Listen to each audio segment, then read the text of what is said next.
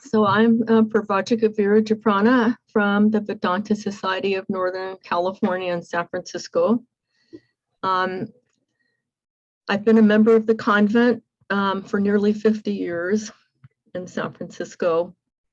And, our duties are here at the temple and our retreat center at the convent, etc. Our subject today is Mother Durga, the giver of power. This is the season, as we know, of the worship of the Divine Mother in her various forms. And one of the aspects of Mother that is worshipped, especially in autumn, is that of Mother Durga. Now, the Divine Mother, she is the ultimate power of the universe. No one of us can question why she does what she does. She's self-willed. And as the Bengali mystic poet Ram Prasad has said, who is there that can understand her? Even the 6 darshanas are powerless to reveal her. So even though we may not understand her, let us try this evening to form some idea who Mother Durga is. Now, adoration and worship of God as Mother is one of the most ancient forms of worship known to humanity. And evidence has been found in many countries, not only in Asia, but in the Americas, in Europe, in Africa, etc.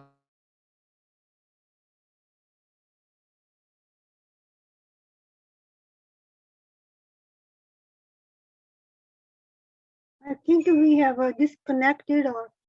But in India, right? We were disconnected. I think something was gone. The connection was gone. Okay, let's try again. Is it okay? Yeah, now it's okay. Yeah, we missed a little bit. A few words we missed, I think. Okay.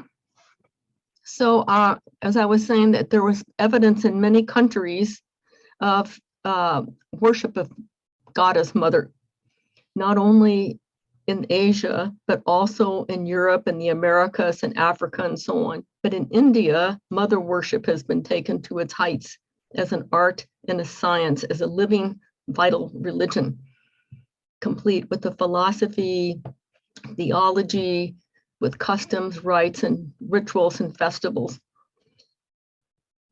Now, in very early Vedic literature, references can be found to the Divine Mother. In particular, in the Rig Veda, there is a well-known suktam called the Devi Suktam.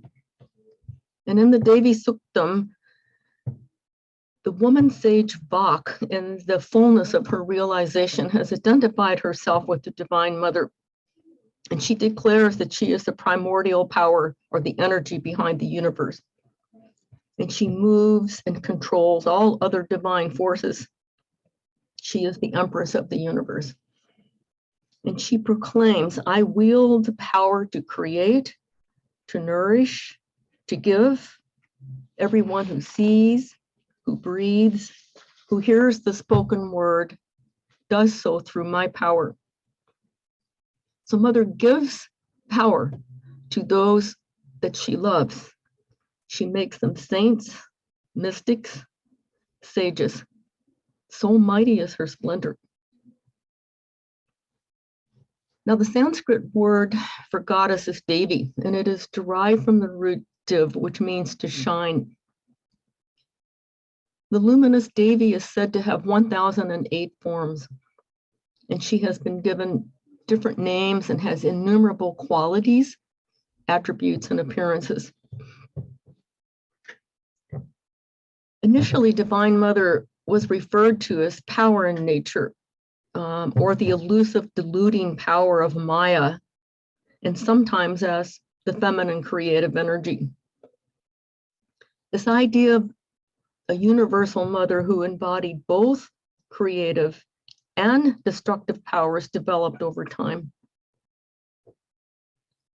Now, 3 of her forms in particular, Ambika, Durga, and Kali, appear in some of the later Vedic texts, especially in 3 Upanishads. In the Mundaka Upanishad, in the Mahanarayana Upanishad and in the Kena Upanishad.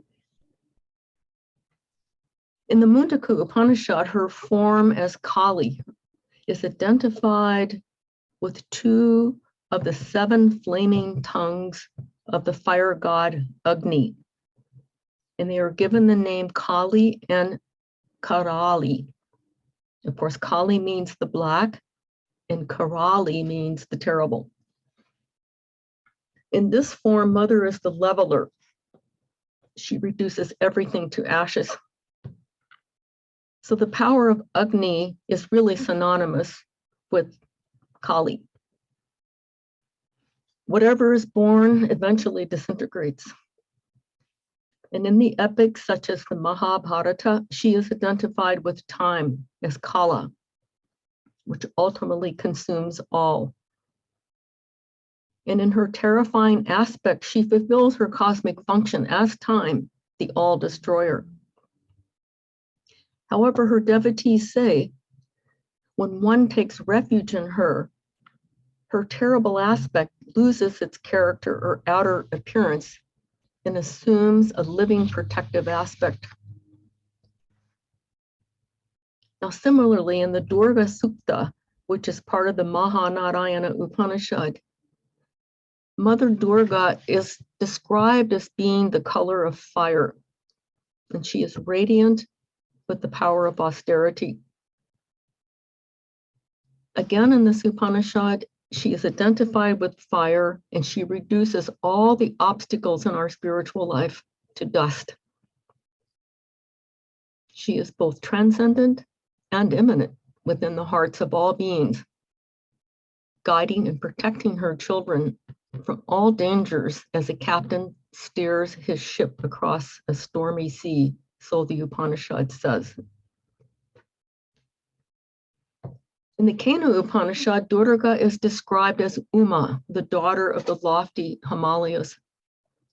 And here she is described as the power of the universe, both as its source, as well as the giver or bestower of power to others.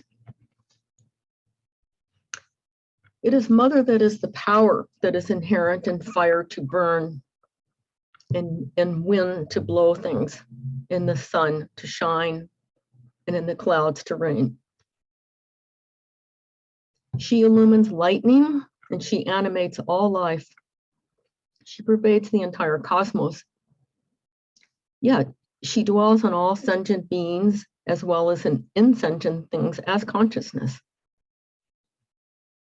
Without her presence, the universe would remain inert, in total darkness and utterly powerless.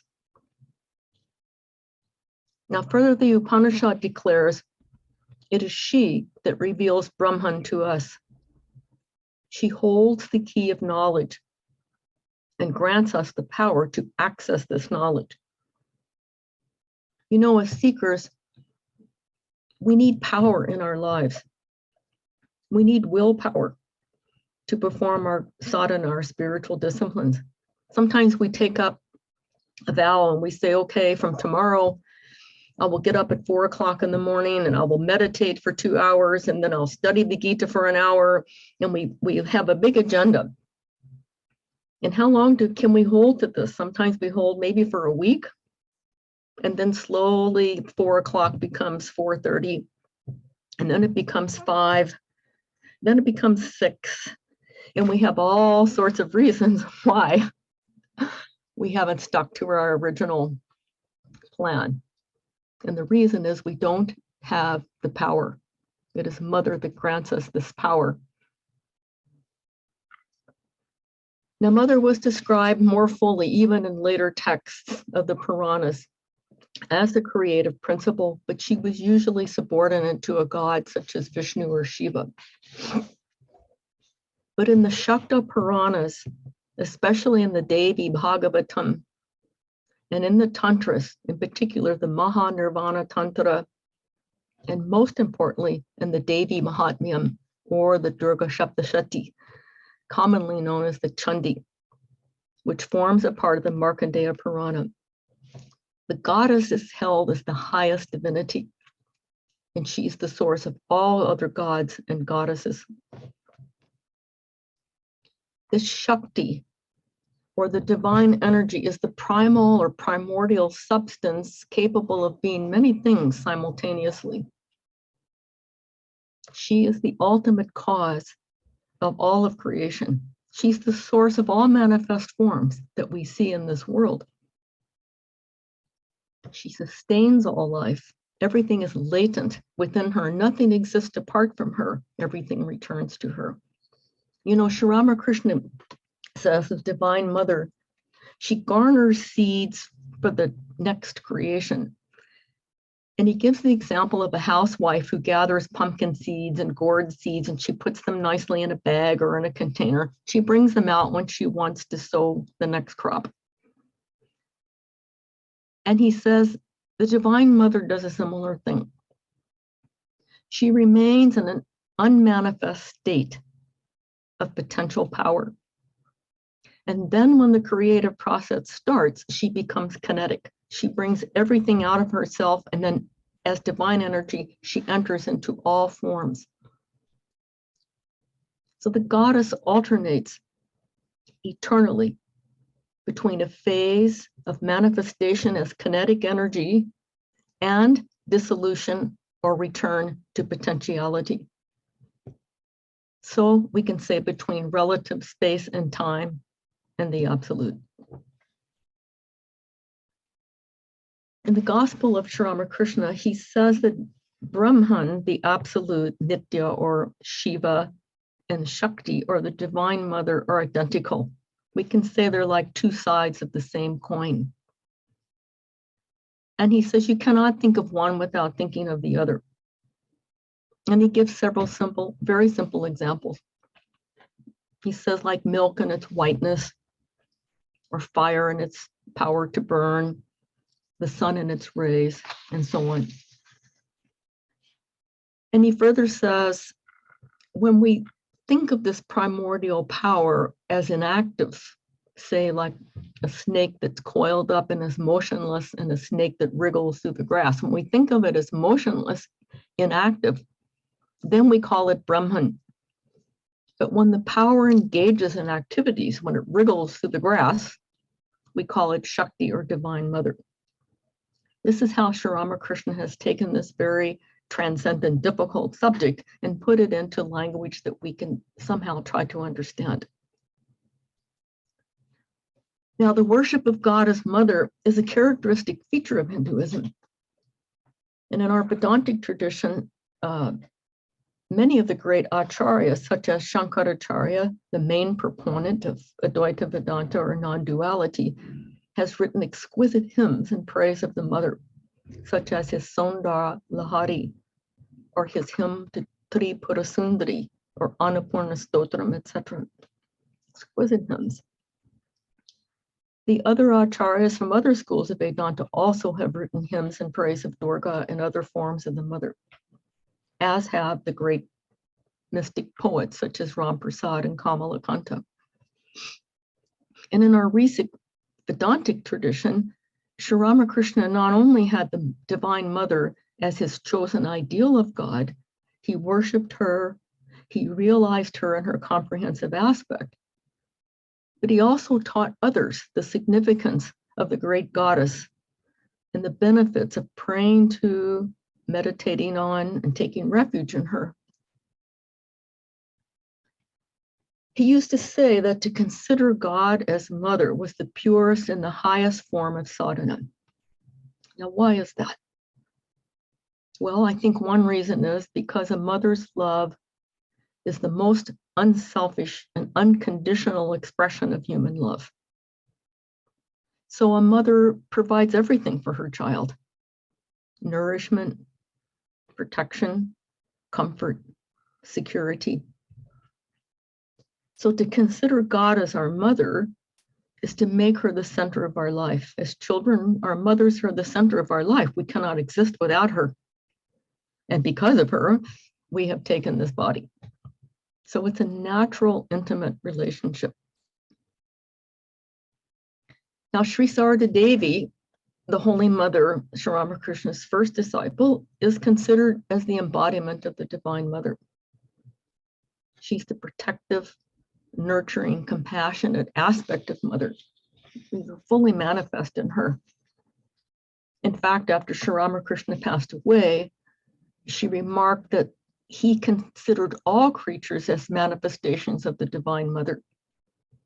And she said, and he's left me behind to manifest the motherhood of God. Take Swami Vivekananda. He was also a devout worshiper of the mother, though not at first.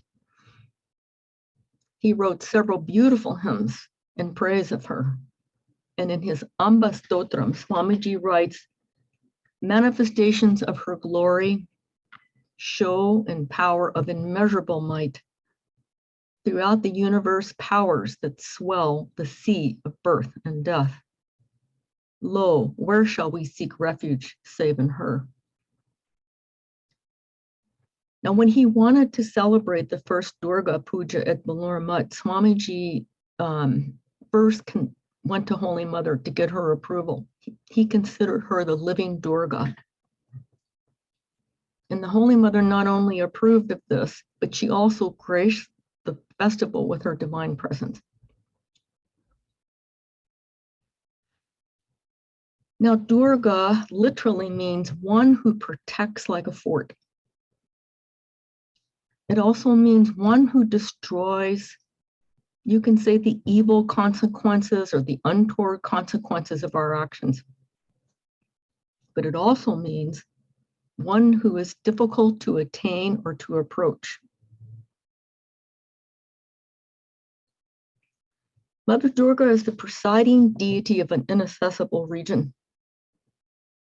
But when she is propitiated, she is lovingly pleased and is easily attained. She is the savior of those who face difficulties or a crisis. She removes obstacles in our spiritual life and assures us of her love and blessings. She protects us from all calamities by giving us the inner strength and calm to face them. And she grants us power to overcome our lower propensities and to elevate our consciousness. I think one of the main things about Mother Durga that's important is that she is a responsive reality. She's a living, immediate presence, a gracious goddess ready to shower her grace on her devotees. You know, for many spiritual seekers, concepts such as Brahman and Atman and so on and so forth, they're difficult to understand and to incorporate in our daily life as a meaningful living reality. I mean, of course, we do, and we should assert these truths. But often, even after years of practice, they seem to remain more or less intellectual concepts. It's hard to warm up to the concept of Brahman, whom is transcendent, whom we cannot see, we cannot think about, we cannot speak about, we cannot meditate upon.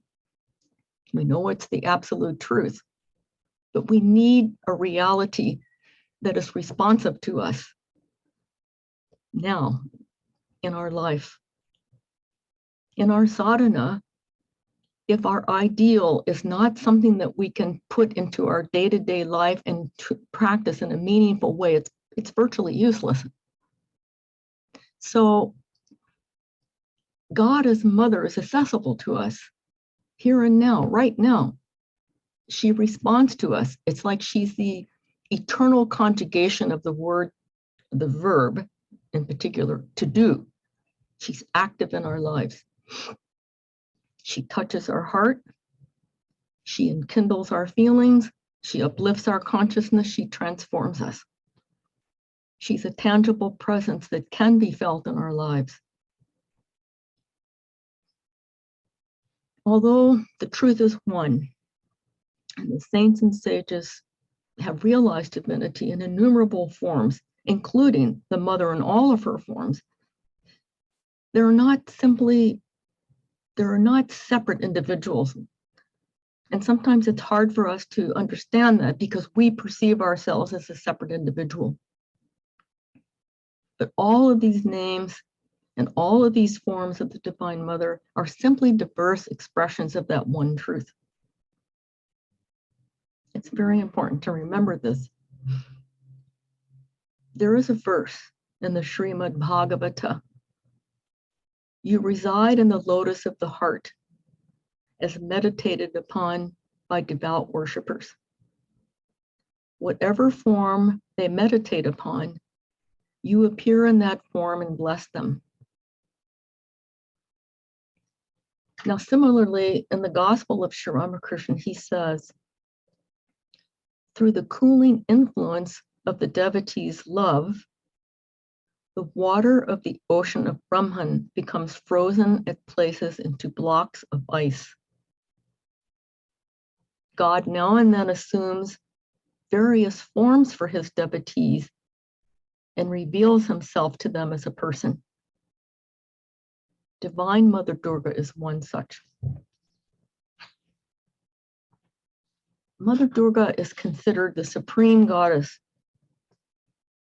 She is popularly known for her 10 forms or emanation known as the Dasha Mahavidyas, these 10 forms of the great knowledge, such as Kali, Tara, Tripura Sundari, Bhuvaneshwari, Shodashi, etc. All of these goddesses are various manifestations of one Devi, possessing divine qualities, with transcendent knowledge and power, and assuming forms both terrifying and benign to serve her purpose. Mother Durga is sometimes referred to as the great yogini who sustains the link of creation, preservation, and destruction. She possesses 3 eyes. She sees the past, the present, and the future. Her 3rd eye is wisdom. She is all-knowing. She has perfect knowledge of her identity with Shiva, the Absolute, and she is ever awake and full of bliss and transcendent joy. Durga is also the destroyer of all malicious or evil forces within the universe and within us, with all of our egocentric desires and attachments. She comes to the rescue of the oppressed, and she fights with all the unspiritual tendencies within spiritual seekers. She demonstrates the Vedic statement, Satyameva Jayate, truth alone triumphs, illustrating the victory of divinity over worldliness. As a goddess, she is depicted as extremely graceful, having a golden colored, beautiful countenance. And she has 10 hands, and she holds a conch and various weapons such as a bow and arrow, a sword, a discus, a trident. But she also bestows blessings and boons. And she rides the king of beasts, a lion, sometimes a tiger. Now in the Chandi, a story is told about her response to the earnest prayers of those who take refuge in her. The symbology illustrated through this story is descriptive of Mother's divine play, especially of her magnificent and at times her terrifying power. The Chandi is one of the most important sacred texts describing the glories of Sri Durga. And although it is technically a Purana, it has been elevated to the status of a Shruti, such as the Upanishads, because of its mystic content. As mentioned, the other name is the Devi Mahatmyam, or the Durga Shaptashati, because in 13 chapters, it contains 700 mantras. Every letter, every word, every syllable, it is said, embodies tremendous mystic power, capable of transforming our lives. That is why the word mantra is used in describing the verses of this text. Sound is the link to the ultimate Brahman. So chanting of these sacred verses takes one to the very source of our being. It awakens the divinity within us. It is said that the great sages that compile the Chandi have embedded in these mantras the mystic syllables, although we don't know what those mystic syllables are, but by the mere chanting of those verses, the effect is, we realize the effect of those verses. The Chandi is considered by many to be a supreme manual for practical spiritual life, growth, and experience. It describes three aspects of Mother Durga, three manifestations of one supreme power, equivalent to the three gunas, tamas, rajas, and sattva. And that is Mahakali, Mahalakshmi, and Mahasaraswati, or destruction, creation, and preservation. Now, in brief, the story begins with the king, Surata, who had been attacked by enemies and thrown out of his kingdom.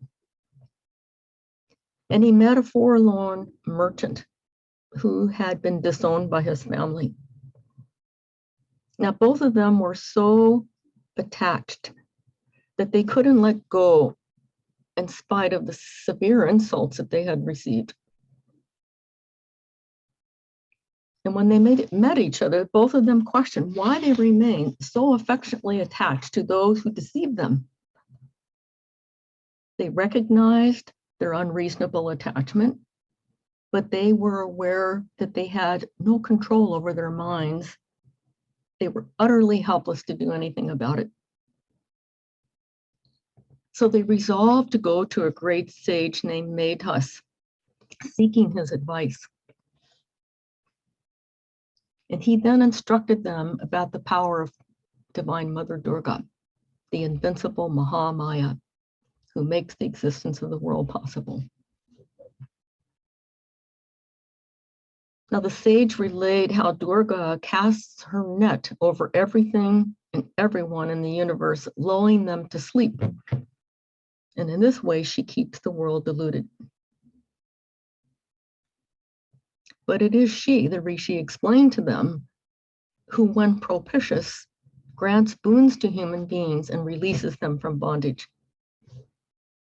She is the cause of the bondage, and she's the liberator from it. As Sri Ramakrishna has said many times, whether we like it or not, whether we accept it or not, all of us, without exception, are under the jurisdiction of Shakti, the Divine Mother. Now, the king asked Medhas to explain who the Devi Mother Durga was. What was her nature? What is her form? And what is her sphere of action? Now, the Rishi proceeded to instruct these two bewildered seekers about Mother Durga. You know, the story of the Chandi is an allegory, illustrating the battle between the divine and demonic forces within the external universe and within ourselves. And the story briefly goes like this. The gods were engaged in a lengthy fight with the demons, and they were hopelessly losing ground.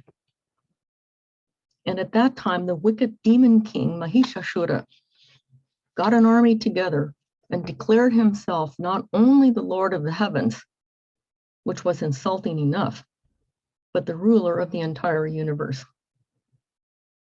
Now, this was just too much for the gods. So they went and complained to Vishnu.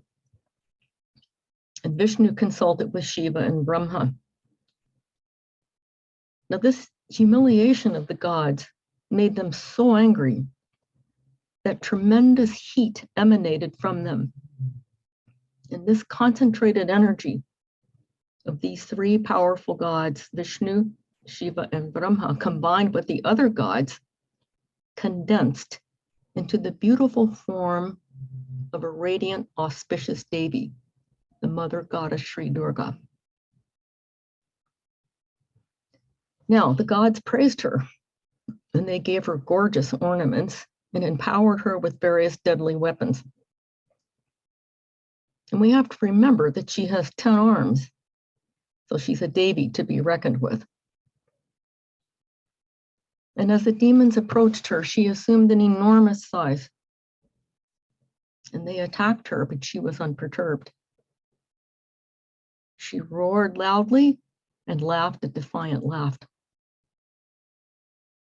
She routed the demons, killing 2 key members, Shumba and Nishumba. Then the demon king dispatched 2 of his army generals, Chanda and Munda, to taunt and bring Durga down.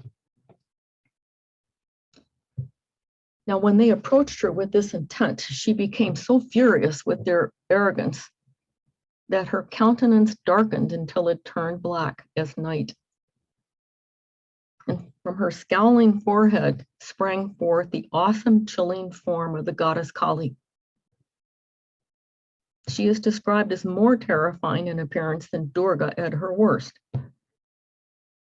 The great, powerful Black Mother Goddess, capable of horrendous destruction.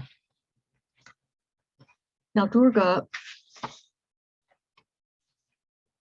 having produced Kali from her forehead, stood back while Kali filled the quarters with her roar. She laughed while she took out the demons in massive numbers, and the demon army was defeated. Sri Durga praised her for her beauty and her valor over the wicked band of demons, giving her the name Chamunda.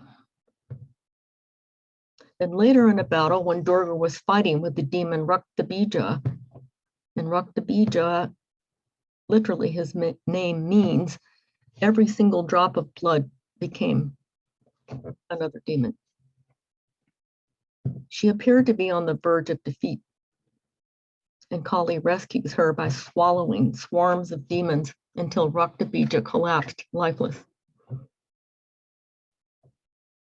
Now, the demon Raktabija is symbolic of the inexhaustible desires that multiply with every sense perception we have, agitating us until they become an obsession, controlling and directing our thoughts and actions.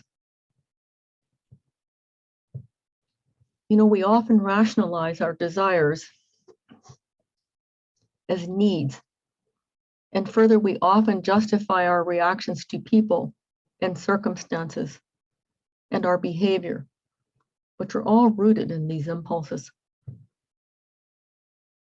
And although every one of us knows that we are going to die someday, even then, our minds, like that of King Surata and Samadhi, wander about in this senseless maze of attachment as though we are going to live forever. We see everything around us, ultimately decomposing and mingling with the dust of the earth. And yet we cling to things and people as though they were not going to decay and pass away from our lives forever. What is this delusion? This ignorance of attachment, which binds us to every thought and action. What are these dreams and illusions to which we are so bound and we refuse to let go of? This is exactly what King Surata and the merchant Samadhi were facing, and what we all face in some form or other. Their minds were harnessed to their thoughts and emotions. They couldn't shake off their attachment, even though they were suffering terribly. Divine Mother has deluded the entire universe. But the sage Medhas initiated them into the mysteries of the Divine Mother by relating her story to them, thus showing them the way out of the delusion that had possessed them. All of the characters of the Chandi exists within us. The power which impels us to realize our own divinity, filling our lives with a joyful sense of meaningful purpose,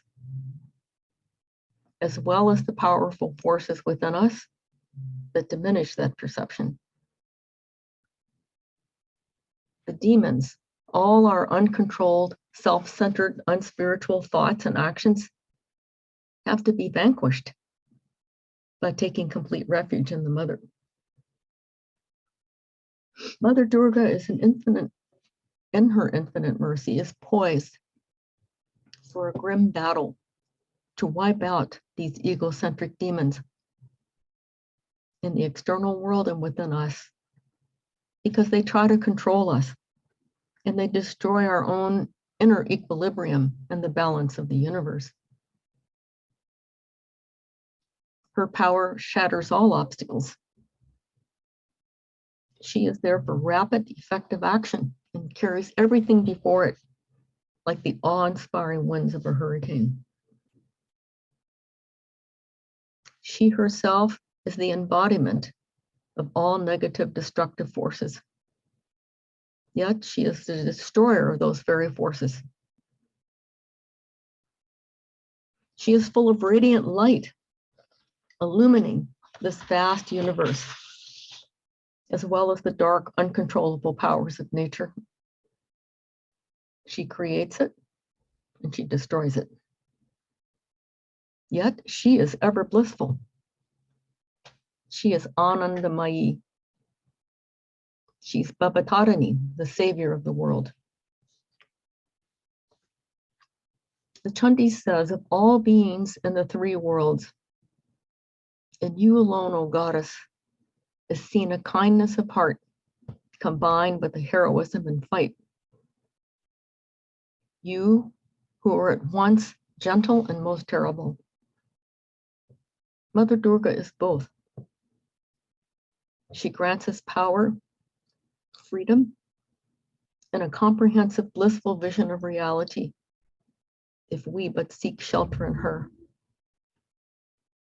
Now, do you see how vast she is? Thank you.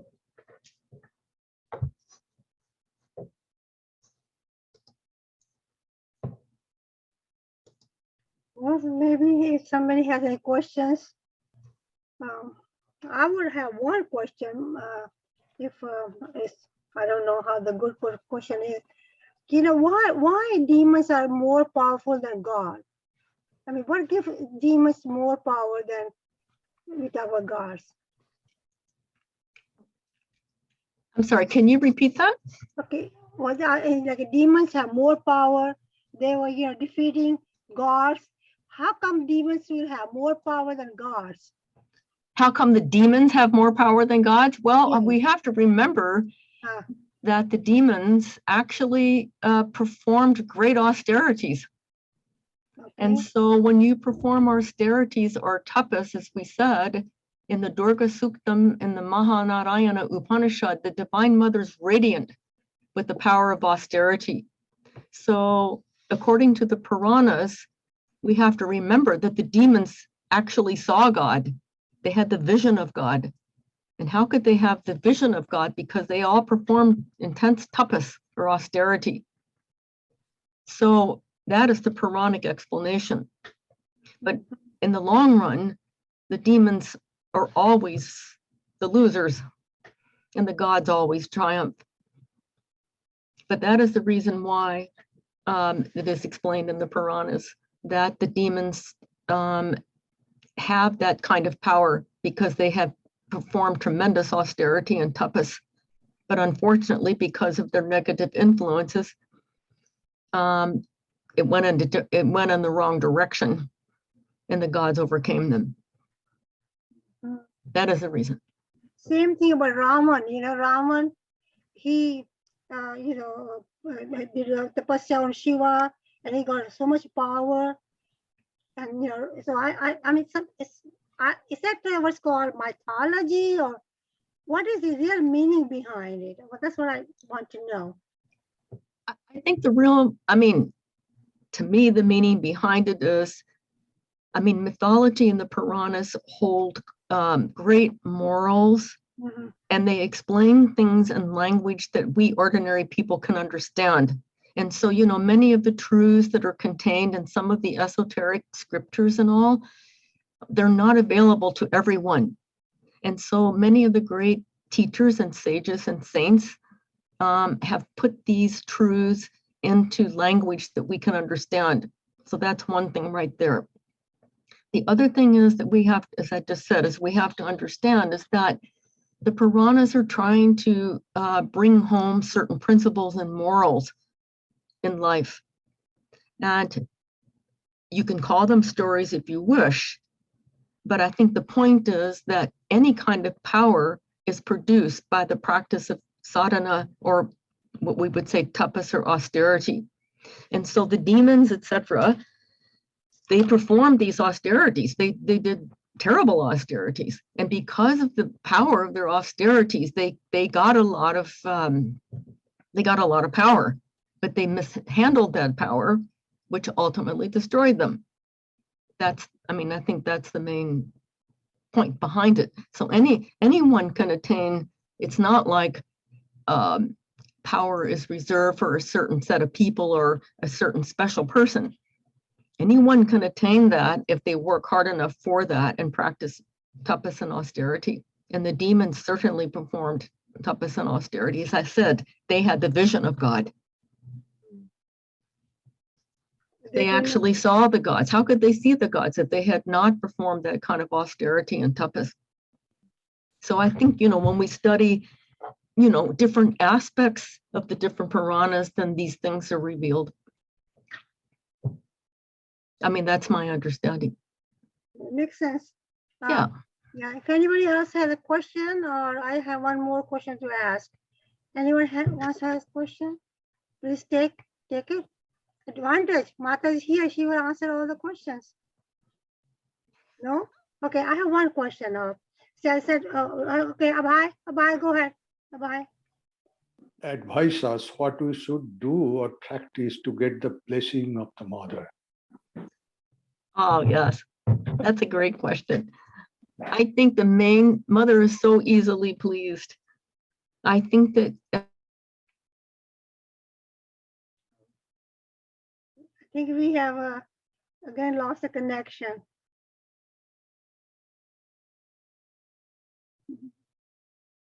in any attempt to turn ourselves or We lost the connection again, so I think we. No, we can hear her. We can hear now. Now we can hear you. Yeah. is it okay now? Now it's equal. Yeah. Okay. Okay. I think any practice where we are devoting our attention and our concentration towards Mother, whether it's worship or prayer, whether it's service, anything where we are actually doing and thinking of her and dedicating the results of our actions and our prayers and our austerities to her will please her. Mother is easily pleased. Not everyone is inclined to worship. Not everyone is or has the facility to do so, a formal worship. But Mother is like Shiva. She's very easily pleased. So if we turn our hearts and our minds and earnestly pray to her, that's enough. That is what Holy Mother also says. Thank you. You're welcome. Anyone else has a question? Someone. One concern concerns me. One thing concerns me is, you know, I don't have I don't have a background at all Sanskrit. You know, the verses, is, you know, you recite the way they are. But I'm very much interested to know the, you know, meaning of it. So, I mean, does it do any good at all that if I just go for the meanings and study that way instead of if I don't know how to recite the verses in Sanskrit and all that, would that have a less effect than just to go with the meaning and apply those in your life and practice that? Of course, not everyone is familiar with Sanskrit. I was explaining why that a Puranic text has been elevated to the status of a Shruti. So by Puranic text, we mean a Smriti. So the Smriti has been elevated to the status of a Shruti. and a Shruti is what we, for the Upanishads, the Vedas, and so on. And that is because of the mystical content of the verses. Now, many people don't know Sanskrit, but if they study the English translation, certainly, whatever we do with Shraddha, with faith, and with devotion in our heart will bring results. It's just, it is said, if those verses are chanted in Sanskrit, whether you know the meaning or not, and we don't know how the sages have embedded those mystic syllables. But if you chant them, you get the result. But as you say, if you don't know Sanskrit, that's all right. You just have to read the translation like that, because the translation is the closest you're going to come to the meaning of it. Yes. So definitely. For many of us, for example, say that do not know Bengali. I don't know Bengali, so I have to read Swami Nikhilananda's translation of the Gospel of Sri Ramakrishna. Every single thing, all of Holy Mother's words, the only thing that has come to us really in English is Swami Vivekananda, right? I mean, all of Sri Ramakrishna's disciples were Bengali, and whatever they gave out, or mostly the letters, not all, but Swami Turiyananda and Ramakrishnananda, some of their things were in English, but mostly, things were in Bengali. So we're very dependent upon people like Swami Chaitananda and others who have translated, if you don't know Bengali, who have translated these things for us. Otherwise, we have no access to that. Does that mean that we're left out? No, it doesn't mean that. So if it's a reliable translation, this is what we have to work with. And it is beneficial. Definitely beneficial. To me, the meaning is much more important than really if I know how to recite or not. If I can get the right meaning and have a practice. Exactly, that's the point. I mean, if you know the meaning and you try to put that into practice in your life, that's the most important point. Whether you know what the Sanskrit root is or whatever, that doesn't really matter in that sense. If you know Sanskrit, that's wonderful. If you don't know Sanskrit, that's also fine. I mean, you will get the same benefit if you have Shraddha. Sri Ramakrishna said basically, when you read the gospel, he basically says, we need sincerity and yearning. We don't need to have a PhD in Sanskrit to reach the mother. So I think that, that's the point. We have to be simple children. And, mother doesn't expect us to have, Yeah, I think she likes simple people, like ignorant people like me. So she can give some light to my life. Mallika, do you have any question?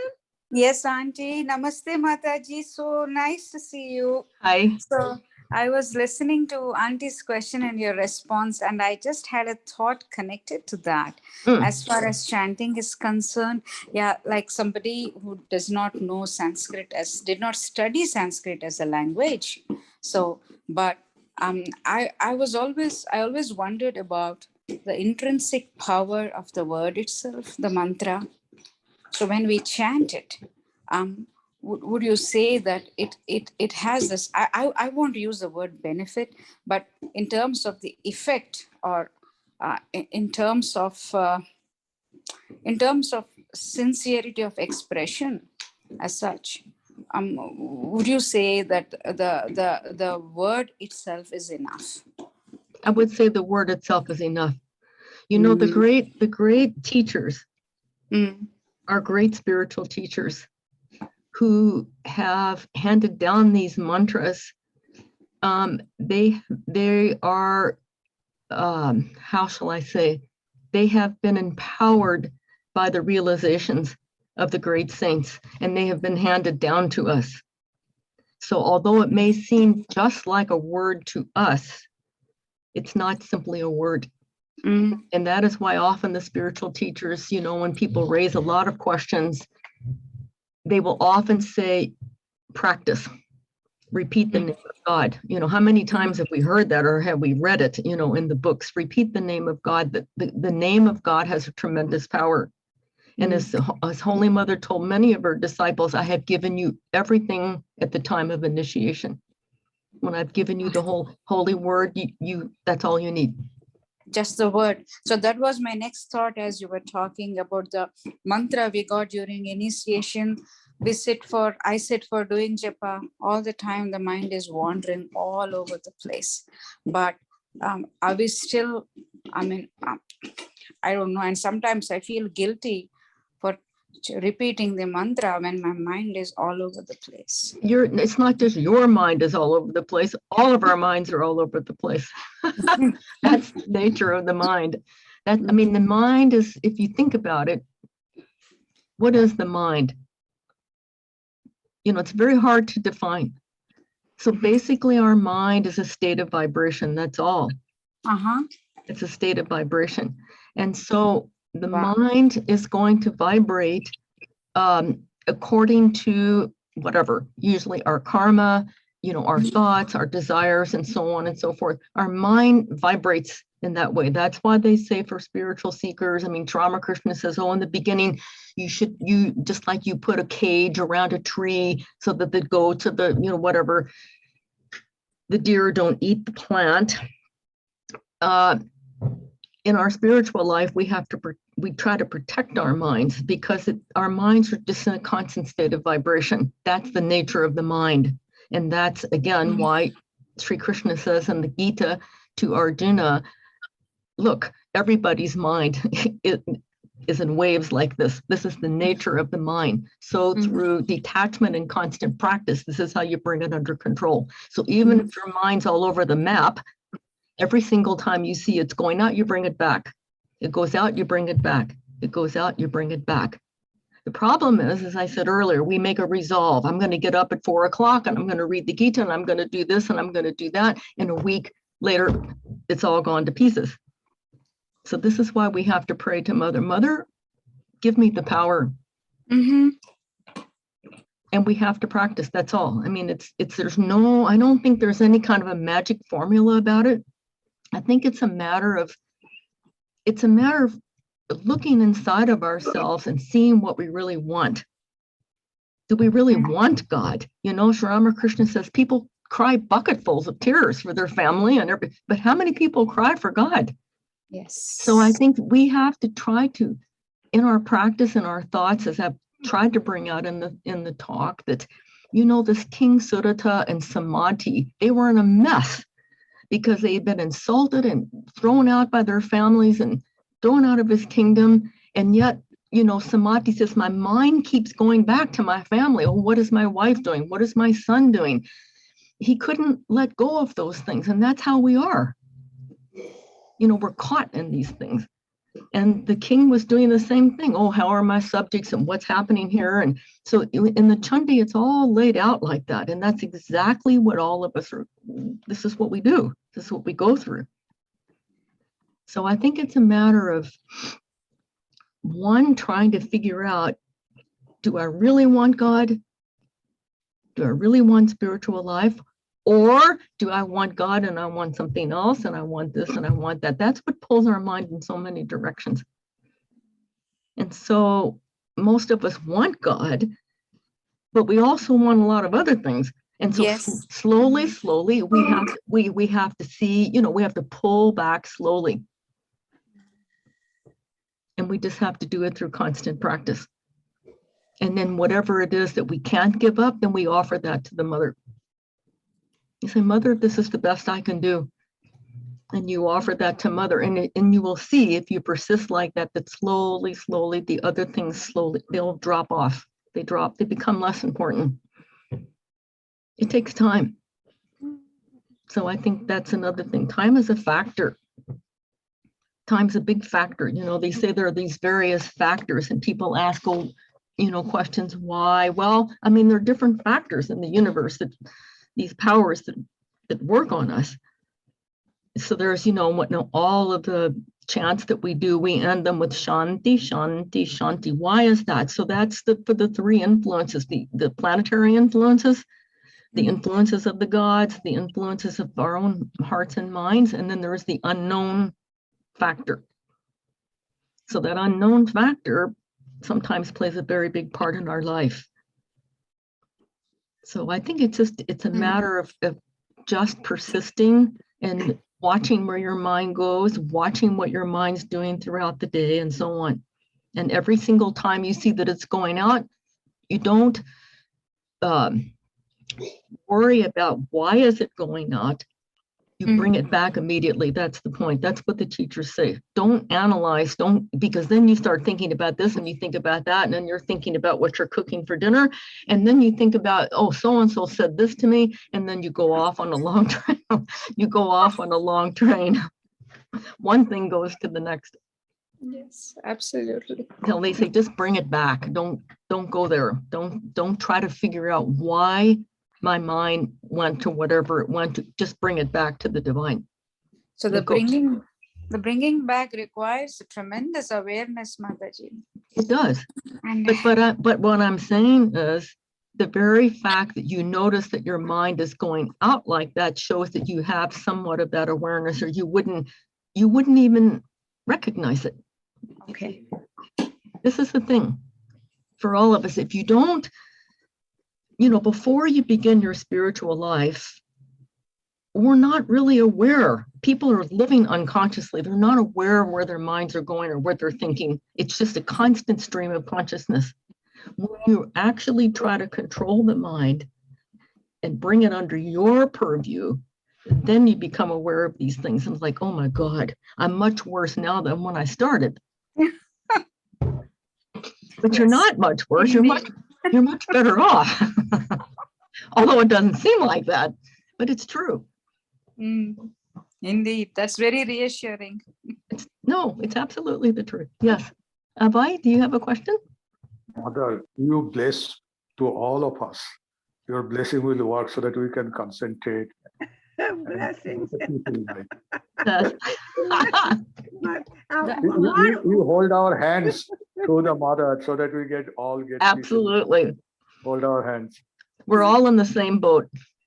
Okay. Mataji, in continuation with Mallika's question, so sometimes you understand that you don't want that, but you are doing something else, like you want God, but you're doing something else, and sometimes you feel frustrated about it, like you are not doing what you want, and you pray for it, but again you are not changing. Like it's like you want something and you're doing something and you feel bad about it, but you're not doing the right thing.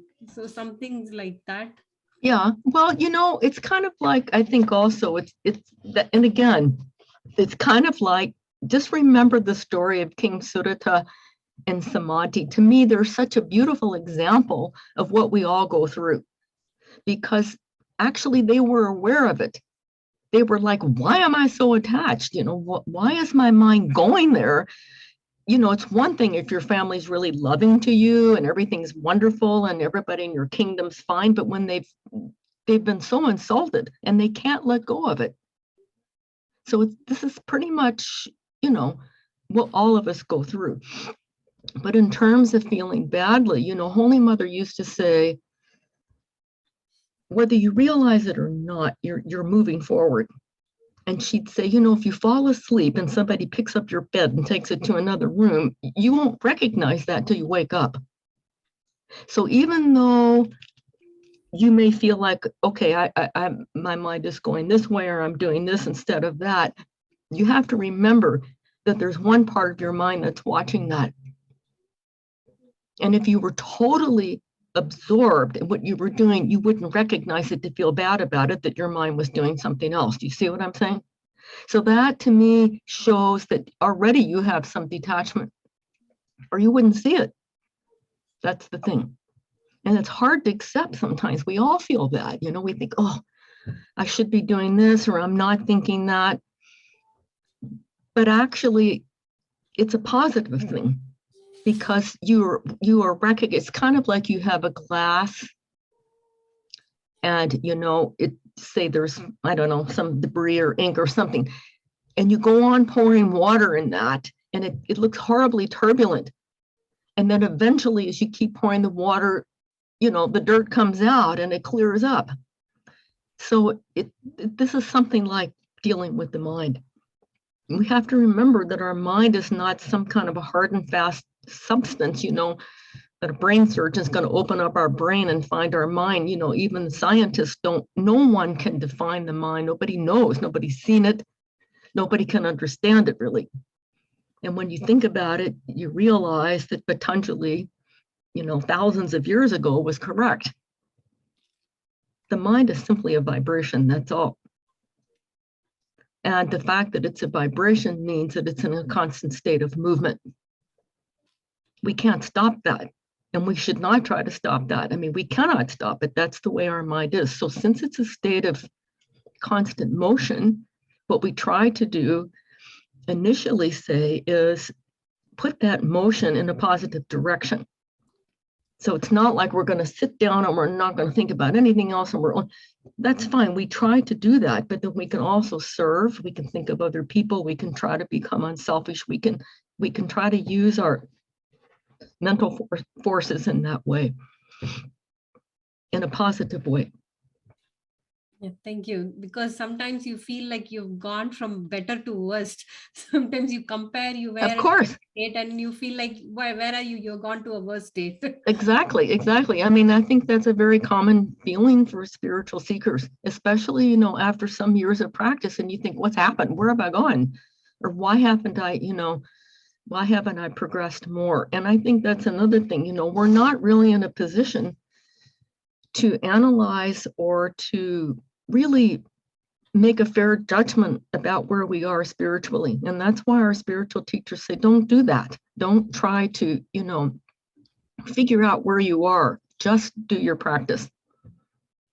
And don't dwell too much about, 5 years ago I was like this, and 10 years I should be a saint.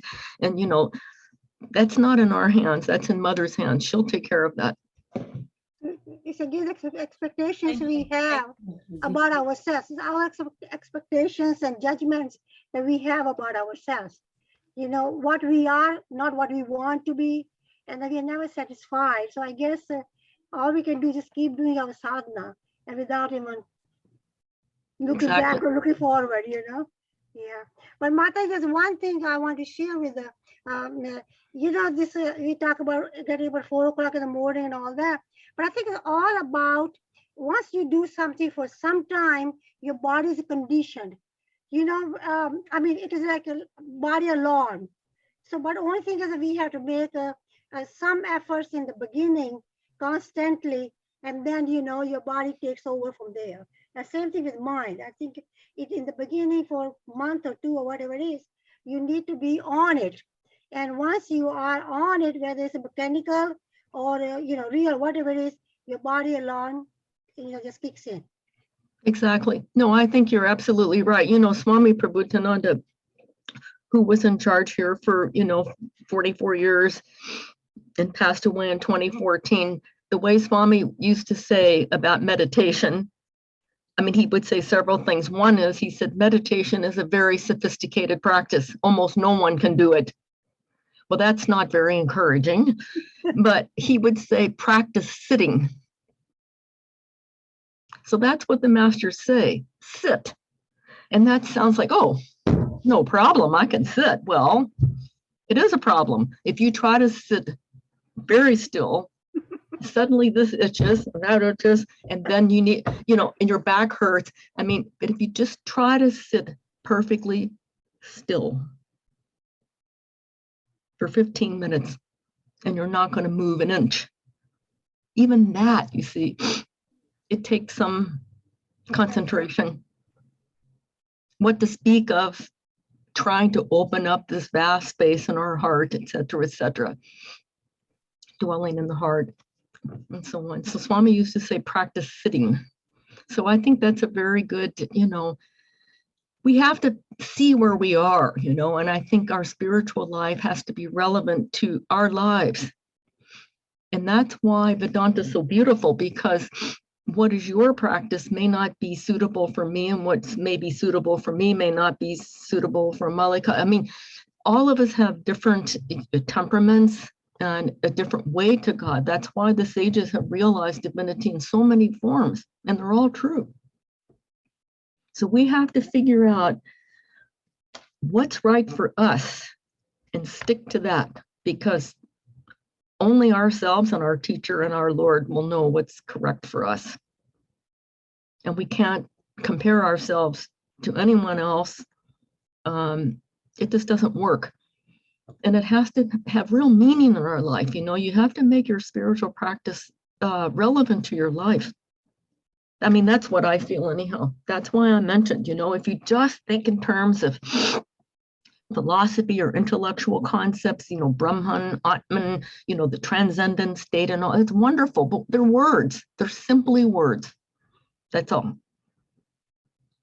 I mean, obviously in Vedanta, the whole point is religion and spiritual life is experiential. It has to be an experience. That's the truth.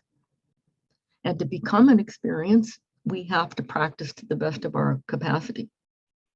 So, and I think that's where Mother comes in. If you earnestly pray to Mother, I assure you, she will answer your prayer. She does answer. She's very gracious. I agree. All these years, yeah, I have come to know now. Yes, it does. Yes. Does. But Yes. also we need to have faith ourselves. We need to really accept that. You know, sometimes we question too much. So I think we need to accept us. So our acceptance is as important as her blessings are. Yes, So exactly. accept that too. Yeah. Exactly. And I don't mean to say, I mean, I'm not trying to say that, you know, philosophy, I mean, we all study and philosophy has its place. But oftentimes I have noticed that sometimes, you know, if there's too much emphasis on that side, on the intellectual side, or too much emphasis on, you know, I am Brahman, aham brahmasmi, etc., tattvamasi, and all, these are wonderful statements of the truth. But these statements have to be real in our lives. And if we just focus intellectually sometimes on these things without bringing it into our day-to-day life and in how it's meaningful to us and our families and so on, it remains just a concept, that's all. That's what happens. So I think we just have to keep that in mind. It's not that we shouldn't think those things or assert those truths. It is the truth and they're wonderful truths. And, you know, I think one of the best studies for that, of course, is Swami Vivekananda, because he puts things in a very living, you know, manageable, tangible way, Swamiji does. I mean, he tells us, he gives hints on how to practice these things. And Swamiji's not that particular about philosophical language, you know, he'll use God and Brahman interchangeably and so on. And, you know, if that comes into a philosopher's, you know, purview, then, you know, it doesn't work. You know, you can't say, may Brahman protect us, may he nourish us. Brahman doesn't protect anybody. You have to say, well, Ishwara protect us, you know, Ishwara nourish us. It's not as poetical, but that's the truth. So